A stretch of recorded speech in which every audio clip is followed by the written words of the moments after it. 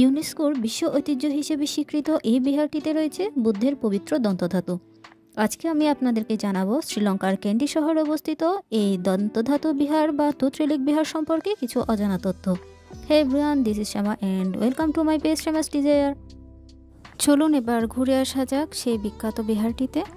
তুত্রিলিক বিহার বিশ্বের সবচেয়ে দর্শনীয় পবিত্র বৌদ্ধ স্থানগুলির মধ্যে অন্যতম একটি স্থান, কারণ এখানে রয়েছে বুদ্ধের পবিত্র দন্তধাতু। 1988 সালে ইউনেস্কো বিশ্ব ঐতিহ্য হিসেবে ঘোষণা করে এই বিহারটিকে। প্রতিদিন হাজার হাজার দেশি বিদেশি পর্যটক সমাগম হয় এই বিহারটিতে। এটি কেবল একটি পর্যটন স্থানই নয়, বরং শ্রীলঙ্কার সংস্কৃতি ও ধর্মীয় ঐতিহ্যেরও একটি প্রতীক। ক্যান্ডি রাজ্যের রাজপ্রাসাদ কমপ্লেক্সের মধ্যে অবস্থিত এই বিহারটিতে সোনা, রূপা, ব্রোঞ্জ, কাঠ এবং হাতির দাঁত ব্যবহার করা হয়েছে। কান্দিয়ান স্থাপত্য শৈলীর জটিল খোদাই করে তৈরি করা হয়েছে এই বিহারটি। সোনার স্তূপ আকৃতির কফিনে রয়েছে এখানে পবিত্র বুদ্ধের দন্তধাতু, আর দন্তধাতুটি ঘিরে রয়েছে এখানে কড়া পাহারা।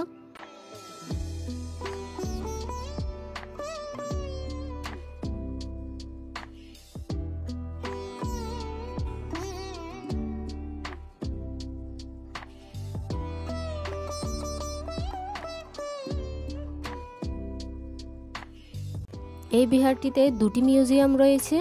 আমার পেছনে যে মিউজিয়ামটা রয়েছে সেখানে রয়েছে প্রাচীন শ্রীলঙ্কার মূল্যবান বিভিন্ন ঐতিহ্যবাহী জিনিসপত্র এবং রাজাদের ব্যবহার্য বিভিন্ন জিনিসপত্র। তার মধ্যে রয়েছে রাজাদের ব্যবহার্য বিভিন্ন অ্যান্টিক গয়নার সামগ্রী, প্রাচীন বৌদ্ধ মূর্তি। একটা মিউজিয়ামে আসলে পুরনো যা কিছু সংগৃহীত থাকে সেই সব জিনিসই রয়েছে ওখানে।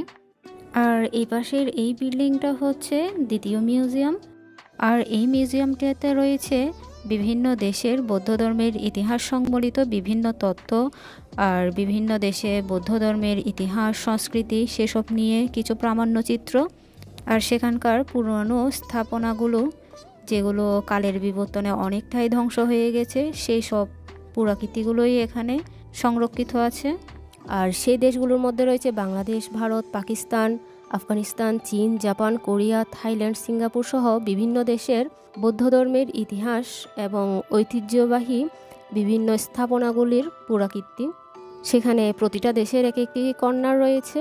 এই মিউজিয়ামগুলোতে ছবি তোলা বা ভিডিও করা নিষিদ্ধ, তাই সেখানকার ভিডিও আমি দিতে পারলাম না।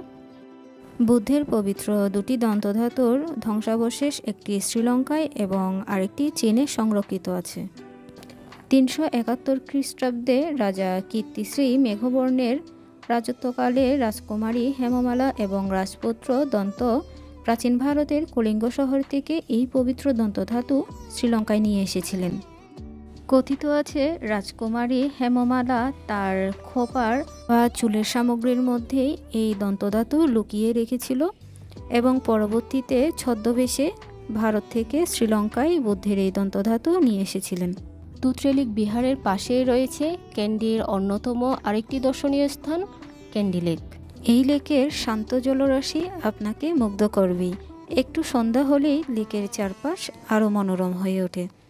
একদিকে তুত্রিলিক বিহারের পবিত্রতা আর অন্যদিকে শান্ত লেকের পাশে মানুষের পদচারণা মুখর হয়ে ওঠে এই ক্যান্ডি শহর।